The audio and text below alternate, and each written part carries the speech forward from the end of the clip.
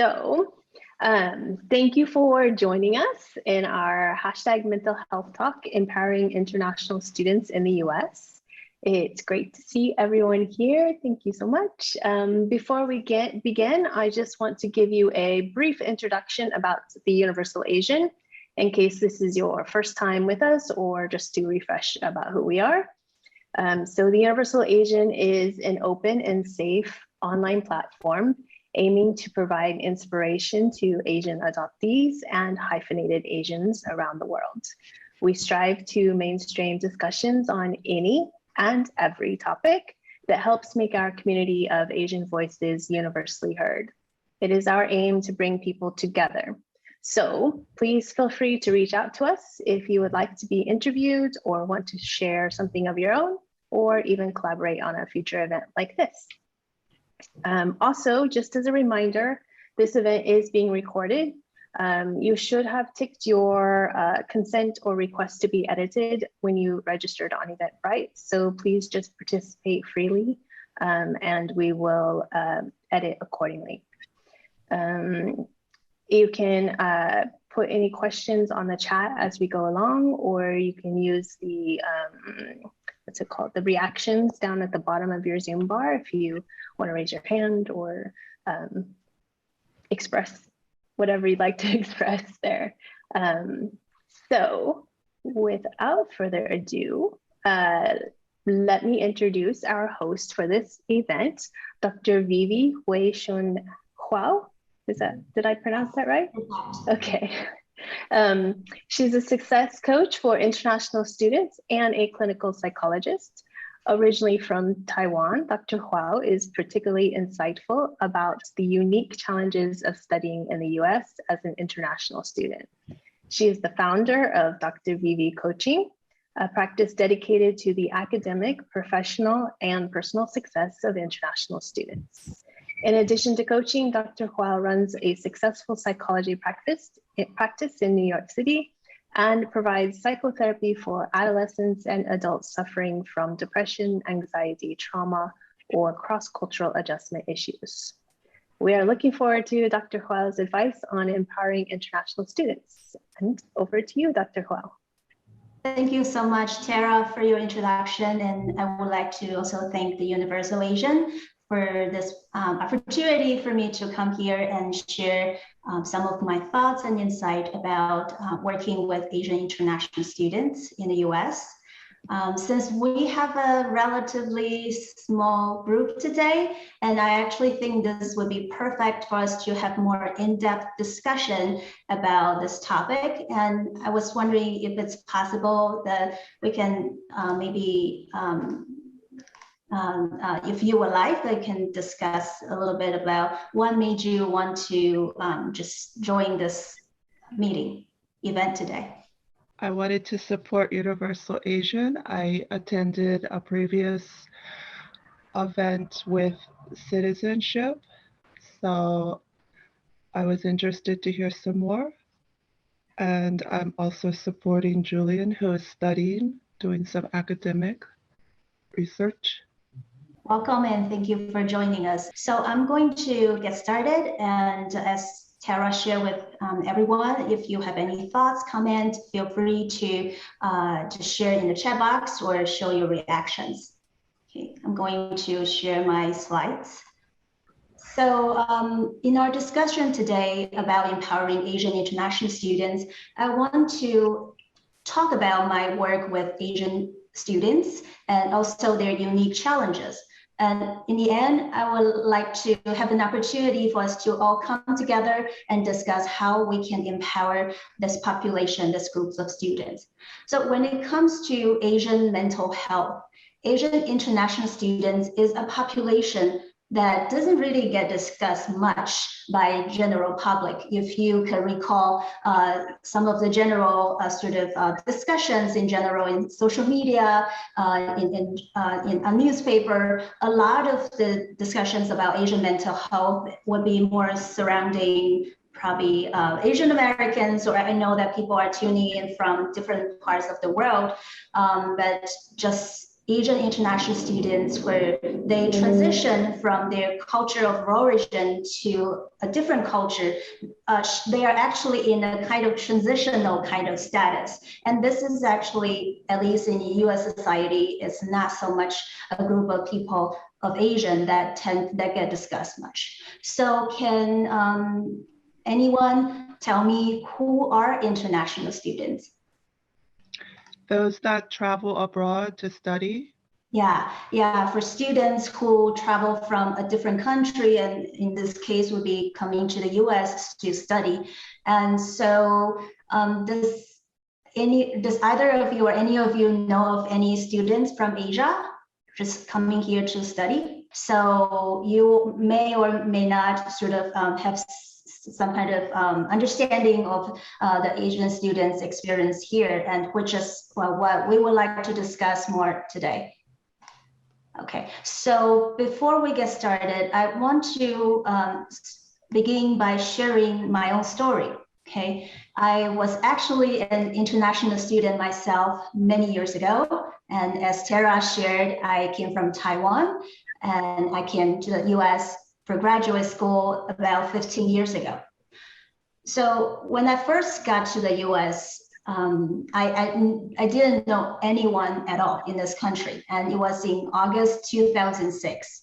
My aunt, who was in her 40s at that time, and she was 3 months pregnant, and she was walking with me under the scorching sun of August and on the streets of the Bronx, New York, going from one door to the next, asking if anyone knew of any apartment for rent, right? So I had no apartment or living space set up before I came here.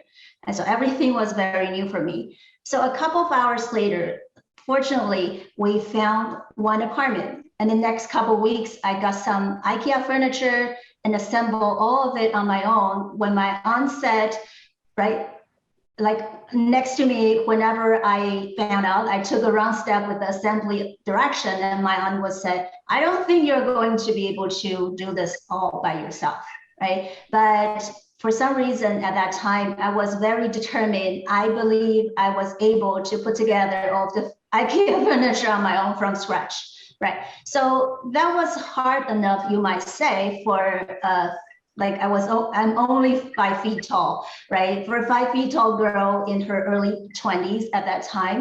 And I never done anything like this before in my life. But what I didn't know was that finding apartment and assembling all the furniture on my own was relatively easy as compared to what I was going to face and deal with in the next 5 or 6 years. What was in front of me was actually, later looking back, I realized it was a big, big mountain ahead of me. And it was going to be an uphill climb all the way for the next while. So during my first day in school, and my reaction was like my jaw literally just dropped when I saw all of my American peers raising their hands in class and trying to make a good impression, right? On the professor. So, but that was something I'd never seen in my life as a student from Taiwan. What I was used to when I was back in Taiwan was students were expected to sit well, properly, and try to just take down notes, right, of any class materials or lecture from the professors and from teachers. Never before I had to sort of really be encouraged to raise my hand or compete with my sort of peers to want to get picked on and I want to get recognized in that way. Okay, so coming from that cultural context and academic environment to this American classroom culture, it was totally almost the opposite for me. Okay, so at that same time, you could imagine I was getting very self-aware, self-conscious, and was kind of empty in my seat, sitting in the classroom, just feeling buried among a sea of arms in the air. And I was trying to figure out when exactly would I be able to squeeze a word out of my mouth at that time. Okay, so But that never happened, probably until close to the end of the first semester or the first year even. So you can imagine every day for me in school was like torture. And my only conversation with my American peers, right, usually was like, hi, how are you? In passing, when we were just passing by each other. But it was so hard for me to even find a common topic to talk about with them, because our life differences up to that point was so different.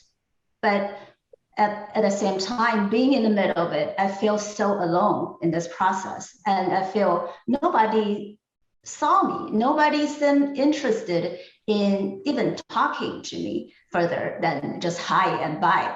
So I felt invisible, and I feel I was living in two parallel worlds with my peers.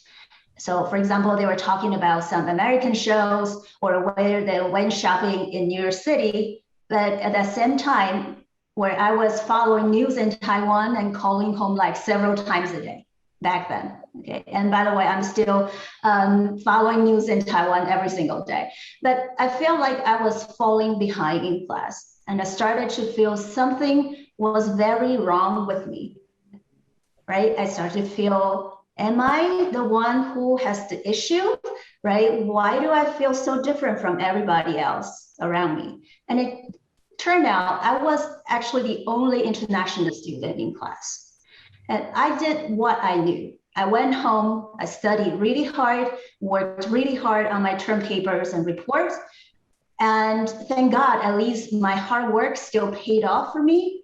But still, in a culture that values class participation and how students come across in public and in class, it was very difficult for me to feel confident, because I didn't have any of these skills at that time. So for some reason, I just couldn't make myself act anywhere close to my American peers. I look different and act differently. And I just wanted to be the same with everybody else.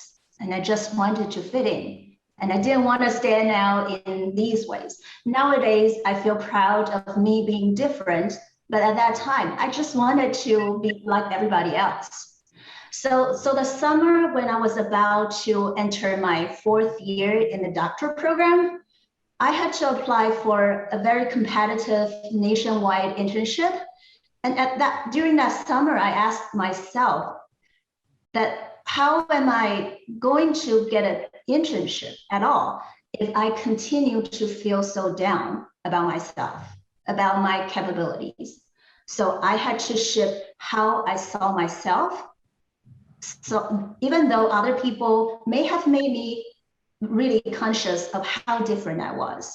So in order to stand a chance in this application process, I had to literally force myself to find my strength, to have a sort of drastic mental shift that I believe in my ability to do well in this match process. In the end, I got an internship of my top choice. So fast forward, a couple of years later, I had to find a job that would sponsor me work visa and that would allow me to stay in the US. And lots of tossing and turning at night for that. And eventually I decided to self-petition for a green card based on my professional qualifications. So that is just my journey, a very short snapshot of my journey as an international student in this country. But not necessarily it would be very representative of every single international student's experience here. But I believe that based on my work with international students over the past at least 10 years or so, I believe that there are themes, there are common processes that many, especially Asian international students, experience. And I would like to use this opportunity to for the public to have more awareness about the well-being and the struggles of this particular population, and also see them from a more positive light.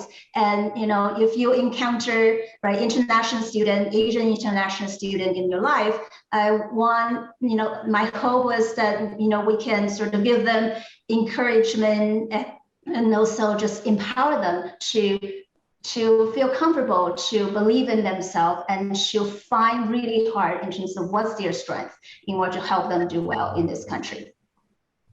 Is there any questions so far? No. Okay. Okay, so this is based on data from 2019, 2020. Very likely the distribution became somewhat different recently due to the pandemic and policies of the previous US administration. So as you can see in the chart, over 50% of international students studying in the US came from China and India. And if you were to add other countries, it is over 65% of the entire international student population in this country. So as you can see, other countries, including students from South Korea, from Japan, or Vietnam, for example. And the total number of international student population in this country at that time was about 1.1 million. So this chart captures the 4 stages of cross-cultural adjustment. But of course, and I think when it's applied to individual Asian students, it will look somewhat differently as well. And as you can see, there's honeymoon phase, culture shock, adjustment, and mastery. And one would argue that would an international student ever achieve, such a plateau in terms of mastery in a very different kind of culture and society? And I believe there's likely to have be some mastery in certain areas, but perhaps in other areas, it could continue to be an adjustment phase from time to time. So, for example, arrival phase would be the honeymoon phase. When an international student first reached the US, it will be like, they are here as a tourist, and just imagine being a tourist in a new country, very different sort of culture, people look very differently, right? And students likely feel very excited, feel there's a lot of newness, right? But culture shock phase kicks in when students start to settle into this new culture, new society, especially having regular day-to-day encounters with the local people. So for me, and I believe for a lot of Asian students, culture shock phase may pretty well sort of begin on their first day in school, right? Just like what I've shared before, raising hands in class, right? What I learned was back home, I knew that American education values class participation. That was just a notion, concept in my mind. But I never imagined I would see such an image or experience around me where it was really overwhelming to me. And I was just literally feel like, I was frozen on the spot and couldn't do anything about it, and started to really doubt myself, right? So it was from that really abstract concept, right, intellectual concept, to a point where I really experienced this physically and emotionally when I was sitting among my American peers, right? Follow discussions, right? My English, some Asian international students, they may actually be really good with English, right, in terms of taking the exams. But when it comes to day-to-day use of English, it can still be a struggle for many international students from Asia. So follow discussions for the first while was very tedious, and it's often likely that they would fall behind, right? And socially, just fitting in, right? If they are among the minority students in the school on campus, it's likely, right, they likely feel very different as compared to other students, right? And so looking different, and it's also different for them to think about, their upbringing, the culture exposure is very differently, and care about different things. So how to fit in socially with their peers usually would be an area of struggle for Asian international students as compared to probably students from other areas of the world. And I have worked with students who as a result of being a minority member in this country, right, they were so eager to make friends, right, but to the point that they wouldn't necessarily be able to discern, right, how to make good friends, right. Sometimes, as long as the friends show some enthusiasm and to want to meet up, want to get close to them, they may just take everybody in. And as a result, I've worked with students who encounter legal issue, financial pitfalls, and social pitfalls as a result. Yeah, and so there will be, lawsuit involved, for example. So a question for everyone would be, how might Asian international students' experience differ from students from other parts of the world in terms of school or social life? Just make a guess. There's no right or wrong answer at all. I don't know because I never studied in US, but I study in Ireland and in South Korea. So maybe mostly was cultural differences. Yes, that was a really good guess. I think the cultural differences also in line with the cultural distance, right? I think the distance between Asian culture in general and also the American culture is really big as compared to the distance between American culture and other Western cultures in the world. And so when it comes to culture distance and the physical appearances and some of the social styles and interactions, those social cues may be quite different as a result for Asian international students as compared to students from other Western society, for example. So next one. So in my therapy work, Asian international students often come to me when they are already in dire need of help. They may be very depressed or at risk of hurting themselves, or they worry that they might get kicked out of school at any time because they have failed several classes. Okay, and so some of the challenges that I would like to discuss, for example, right, for many international students from Asia, likely just like me, they came to this country without knowing anyone at all, right? So they left behind their family members, close friends back home, and they come here knowing no one. And so imagine what is it like for them. They likely have to start from scratch, right? They need to start building their network. And as a result, initially, it was very hard to make American friends, but many Asian international students usually would have a better luck sort of making friends who are from a similar cultural background.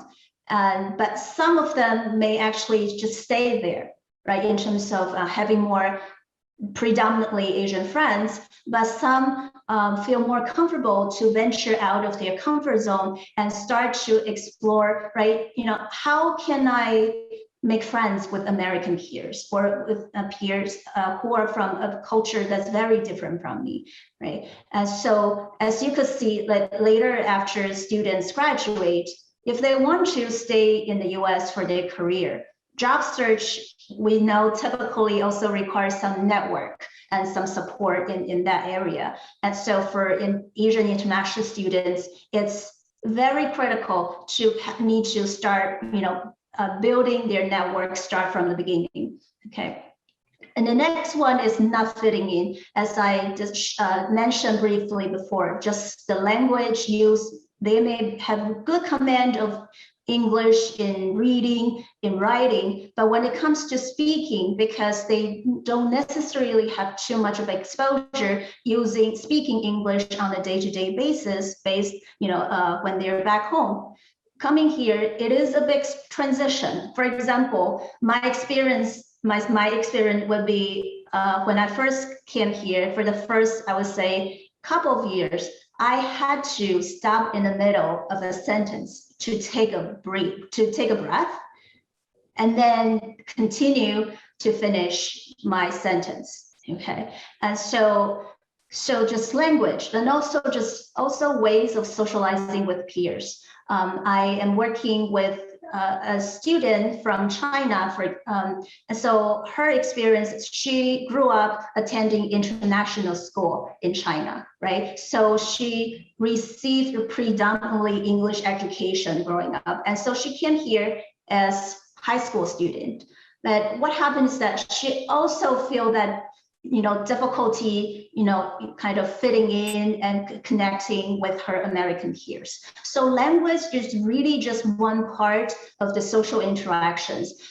Turned out she had a very different way of socializing and interacting with her friends back in China and in Shanghai, okay? And so also about topics of interest, as I mentioned before. And the next one is about identity shift.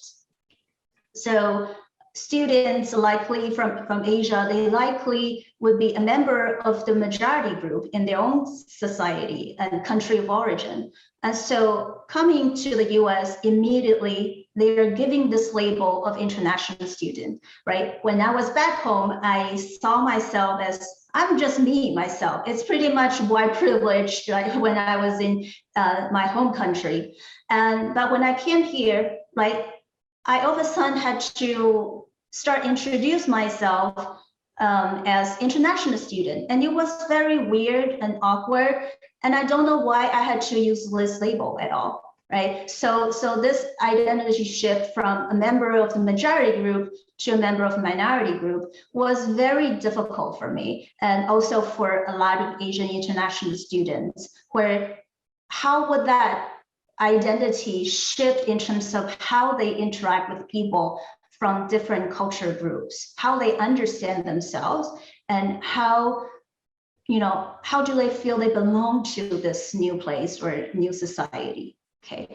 And so interracial, next one would be interracial tension and conflicts, right? Most likely they come from a society that's more homogeneous as that in the US.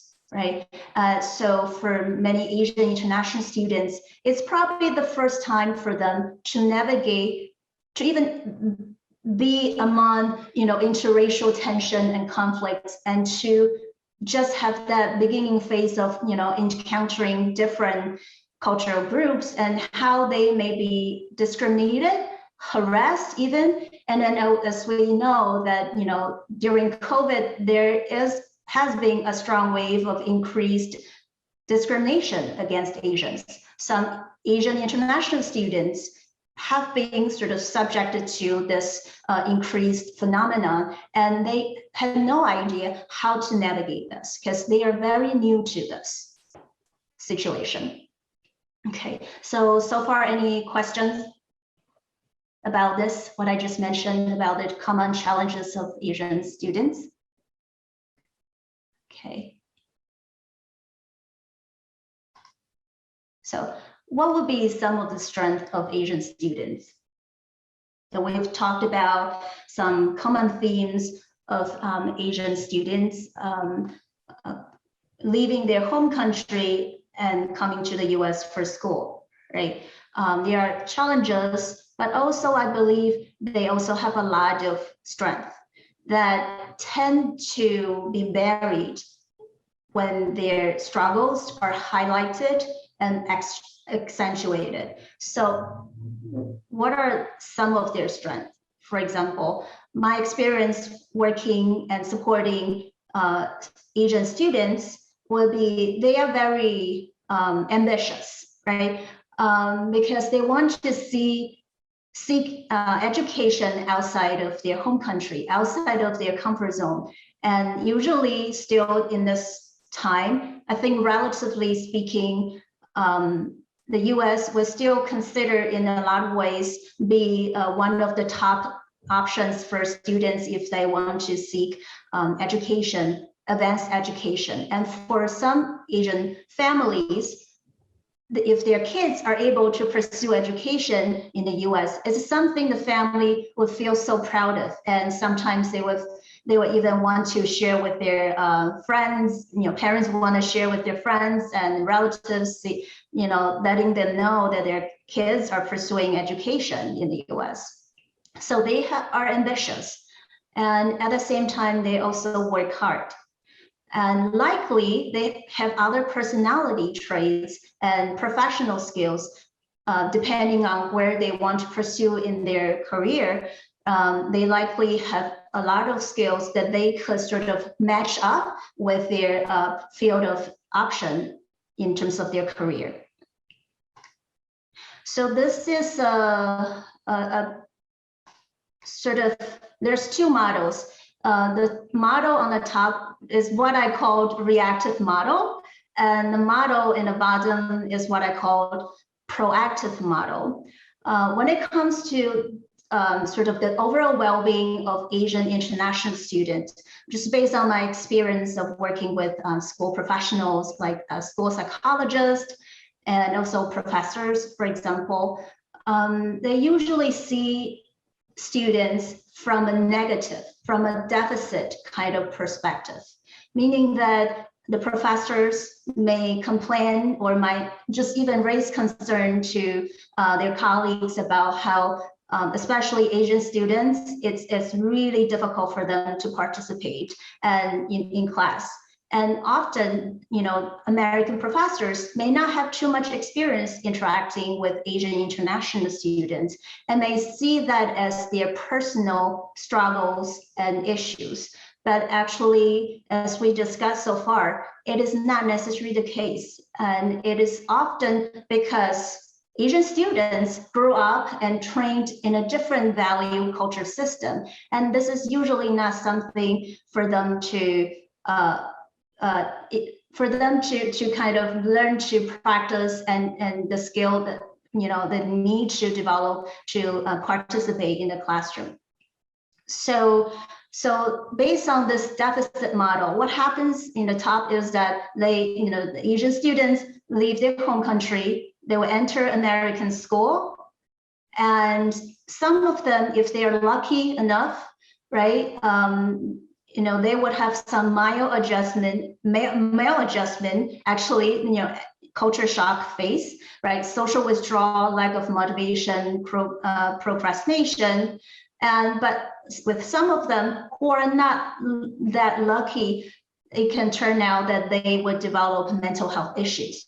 Often, just like the students who came to my therapy practice, that they experience depression, anxiety, issues with sleep, anger outburst, or even at risk of hurting themselves. Okay, and so usually based on this model, right, they would pursue psychotherapy for at least a couple of years, and then hopefully regain their functioning and develop skills needed.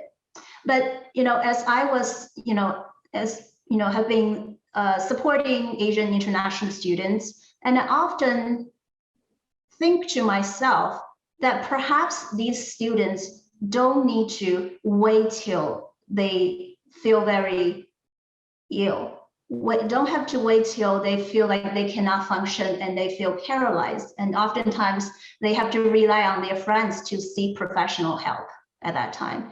I often think that if even before they leave their country, or just at the beginning phase of their time in the US, that they can learn to be aware that it's likely what worked for them back home may not necessarily going to work for them as well in this cultural context, because it's likely there's a lot of sort of skills they need to develop, right? For example, in the bottom model, which I called proactive model, is that I believe that in contrast to the overall Asian cultures, for example, I think that there is much higher emphasis in the US on these items, such as relationship building, right? The US is a culture that focuses a lot on relationship, right? And And if you have a relationship with your colleagues and your peers and professors, it's usually easier to discuss in terms of any needs that you may have and help, there's an easier process for problem solving. But my experience with Asian students is that they are really hardworking and they want to present their best self possible in front of their professors and American peers. But what happens is that, what if the assignment and schoolwork is quite challenging and they couldn't really figure it out by themselves, right? And then usually there's a delay of completion of the assignment, and to the point that they fail to hand in the assignment on time, and then that creates a bad impression, right, about them from their professor. So what I usually think is that students need to also be proactive, right? It is okay, it is okay to not to know that where you are in terms of your learning process.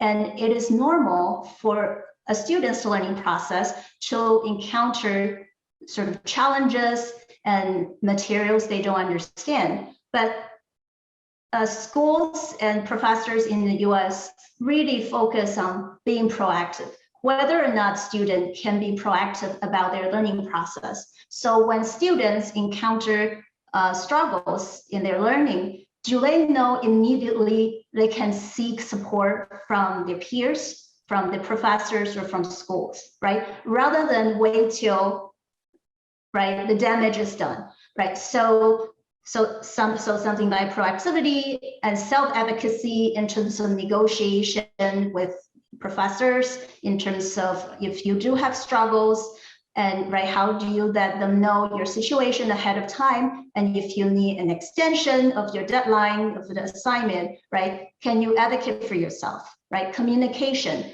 I think many international students from Asia, they shy away from communicating directly with their professors. They, it may have to do with their upbringing, where growing up in a really high pressure kind of education environment where there's maybe a lot of physical punishment involved, where there may be a lot of criticism and harsh discipline from their teachers growing up. So for them, teacher is in a position that's above them, and that they need to respect and try not to challenge, or not even, it's impossible to even think about forming somewhat of a collegial relationship or somewhat of an equal relationship with their professors and teachers for many of them. Right, presentations, visibility, right? Students are trained to work really hard to get really good grades back in Asia in general, and to go to the best high school possible, the top college in their country. But what can bring them, right, if they do presentations well? What can bring them if they become very visible, if they become engaged actively, right, in the classroom? It's usually nothing much, sort of recognition would happen to them back in the Asian sort of cultural value system. But here, it is a very important component for a professor, for school, to assess how well a student understand the materials, and what's the student's capacity, right? So if you don't present yourself, right, confidently in public, then you don't get visibility for yourself, and then there's no way for people to notice. And so I'm just basically using the example of students, right, in their school environment experience. But the same thing would happen for students who later decide to stay in the US and they will enter an American workplace. It's a similar situation. I work with Asian immigrant professional as well in the US, right? These things will continue to sort of happen when they enter the workspace until they learn that there are some of the things, skills that they need to develop in order if they want to have a chance to do well in their environment. Not that necessarily there's a lot of strength and there's not necessarily sort of challenges in the US culture, but if they want to have a chance to do well in the American workplace or American school system, these are some of the main skills they really need to focus on. And I believe it's better for them to learn about these things early on rather than wait till they have to go through mental health issues and engage in psychotherapy, and then through this process they learn about this. And so all these skills combined with their recognition of their strength. What are the strengths, the personal strength that they can utilize in the process of reaching their goals, pursuing their goals? And so everybody has different strength, and not necessarily all of the Asian students would have the same strength. So I would encourage students to really, even though it's very hard to believe sometimes that you have strength, but I would encourage students to really sit down with themselves and think about, squeeze out any strength that they can come up with, and how the strengths can help them to, sort of have a better chance in terms of reaching their goals, both in school and in career, and also in probably their personal life. So ultimately, with the proactive model, I would like students to feel that sense of fulfillment. Because so far we talk a lot about students' sort of potential struggles that they may go through in this cross-cultural processes. But I believe that if students can more proactively develop these skills and continue to develop a mindset, a strength mindset about themselves, then I believe that students can be more confident, navigating the cross-cultural processes. And ultimately, it can bring about a lot of personal growth and also transformation for them. Yeah. So I think so far, this is what I have been sort of giving talks to different Asian groups and also colleges and schools with the international student population. And I believe that there is much work needed for students to, and also for schools, to take a more of a proactive approach with their students. And so this is my contact information. Of course, we're gonna have a discussion about what we discussed today, and feel free to share, what's your thoughts, and I would really welcome any feedback as well. Can I ask something? Sure.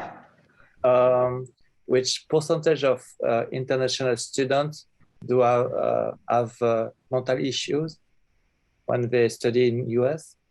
What would be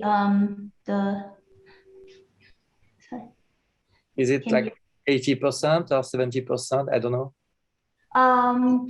The percentage, I think that I don't necessarily have the data with me, but so usually it's a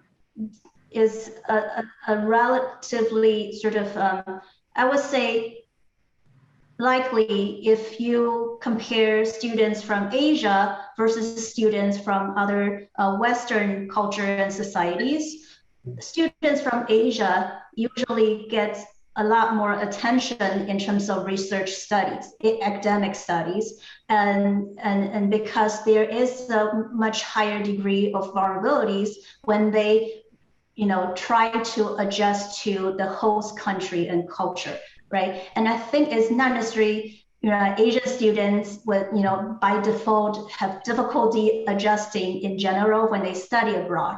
I think it's important to highlight it's about the distance between the culture where they come from and their host culture, right? And so I think through this cross-cultural experience, students, I hope, or educators or supporters of students can think from this perspective in terms of the culture distance and use that to understand, what the student's struggle may be and what are the skills they can learn, right? That maybe they don't necessarily have the opportunity to develop when they grow up in their home culture. Maybe I could add that I think Asian families put a lot of pressure on their child to be very successful, especially if they send them abroad to study. So they expect them to maybe be like the top of the class. And so the parents don't really understand all of the cultural problems and pressure that the student might face. So at home, I think at home, the parents adding to the pressure instead of giving support could also be a big factor for mental health concerns. Yeah, for sure. I think, Helena, you pointed out something that's very, very insightful. I think family plays a very critical role in Asia in general. And so families and especially parents have a lot of say and influence on the journey of a child growing up. And so, coming here, I think one of it is, so they just, students don't just come here to, for their own personal interests, right? And oftentimes they carry that expectation of the parents and the family. Okay, and so they are not necessarily just studying for themselves. They are studying, likely, if they study well, they're gonna feel, they do their parents proud, right? And they feel that, when they go back, if they have an achievement in the US, this is something their parents would feel so proud of and can even, want to share with people they know of, right? Among the family or friend circle, things like that. And so I think for potentially, again, I'm not an expert on Western culture or, and it's also very diverse among Western cultures, but I think potentially there may be a possibility that Asian students experience, right? They are not just studying for themselves, they carry additional layer of the family expectations. And so Asian parents usually don't understand what it is like for their kids to study in the US. They assume if their kids, usually international students are pretty intelligent. They are pretty usually top students in their class. And that's why they get a chance to come here for school and usually for pretty top colleges as well, for example. And so many international and many Asian parents would assume, right, as their kids do well back home, there's no reason why they would struggle here. But they overlook the process of this cross-cultural adjustment, right? Some students, their personality and life experiences so far may be more diverse and may help them to buffer some of the challenges in this adjustment process. Whereas other students, it may be the first time for them away from home, right? It may be the first time for them to live on their own and to not just study, but also need to think about taking care of, how to organize your apartment, how to take care of your bills, how to do all of that, do your laundry even, right? And so multiple levels of sort of adjustment transitions are creating, just making it more difficult, right? As compared to just studying abroad, the concept of just moving to a different country, that's it. And it's much more complex. So in my work supporting students, I also work with their parents, especially when I see their parents can provide would be an impact for them, for their overall well-being. And usually, for some reasons, parents seem to believe more in professionals than what's been told to them by their kids, right? And sometimes parents may think the kids are just complaining, they probably are not strong enough. But when it's coming from professionals, sometimes that carries some more weight, and parents likely would listen to professional more and adjust, in terms of the messages they send to the students accordingly. And so likely in some situations, some parents require some coaching in that regard. Yeah. Did you notice the same consequences for American students studying in Taiwan, for example? Do I experience similar experiences? I know that there, a lot of American students would study abroad, also not necessarily in Taiwan, but also in China or South Korea or even other countries. Based on my experience, it doesn't seem that the mention of parents doesn't seem to be so much on the level of expectation, right? It's probably more about homesick, right? The student being homesick, but it doesn't seem to be so much emphasis on the achievement, right? How are you doing in terms of your grades? And what's your, how do you rank, right, in your program, right? And you get into the best internship site possible, right? Those things is usually not that emphasized. And I think just, with American families, I think it's more about, making the students feel comfortable locally and knowing, are they making friends? How are they liking their experience there? Yeah. Thank you.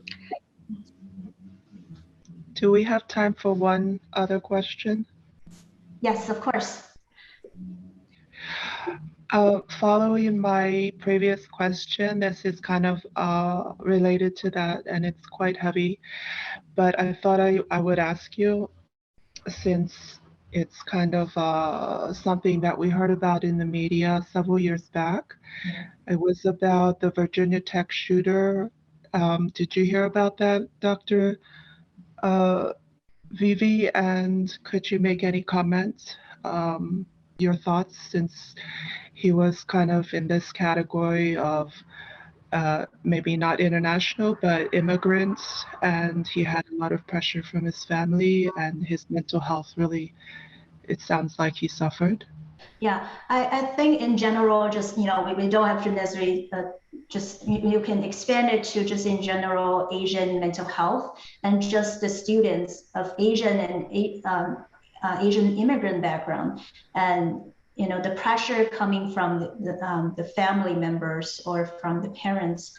I think that in general, just based on my experience working with Asian families, it's relatively rare for Asian parents to talk about emotions, talk about feelings, right, in their kids' growing process, right?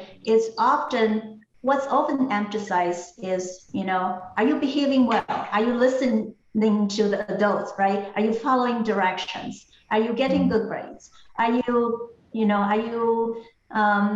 making me proud, right? These kind of more external kind of criteria or expectations and achievement, right?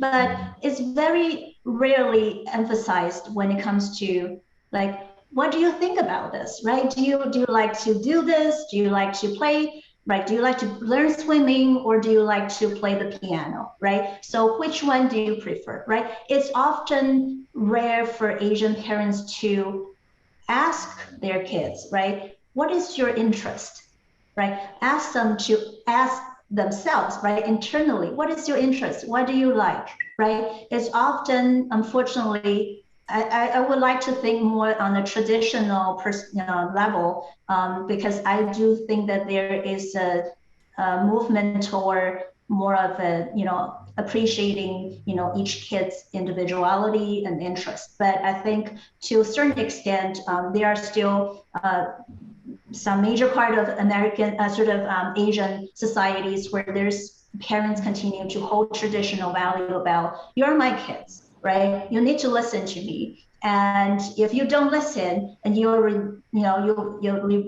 be rebelling against us, right? And you will be, I will be ashamed of you, right? You then likely to the extreme that you don't belong to the family anymore. So this is not impossible to happen, okay? But I think that the last thing parents want to do is to, when they see kids struggling, because no kids want to do badly. Nobody wants to fail in school, right? Everyone wants to feel a sense of achievement and accomplishment. So if a kid is struggling and not doing well in school, then I think I would encourage Asian parents to dig deeper and to see what's going on. What part of my kid's learning process that's getting in the way of him or her or they sort of making progress, right? And so it can be maybe the kid, the kid may require some more sort of assistance in their learning process. Perhaps they do have some sort of struggles in certain areas of the academic subjects. It can be maybe the kid has some emotional issues that's making it difficult for the kid to sort of stay focused and be as productive as possible as a student. And it can be perhaps they are in the environment like, especially Asian American student in the US, they often talk about being a minority in the classroom and feel like an outsider, feel like they don't belong, right? Even if they speak the same language, right? Because they are often mocked at or ridiculed because they look different. And younger children tend to be very brutal in terms of their discrimination and in terms of those interracial differences.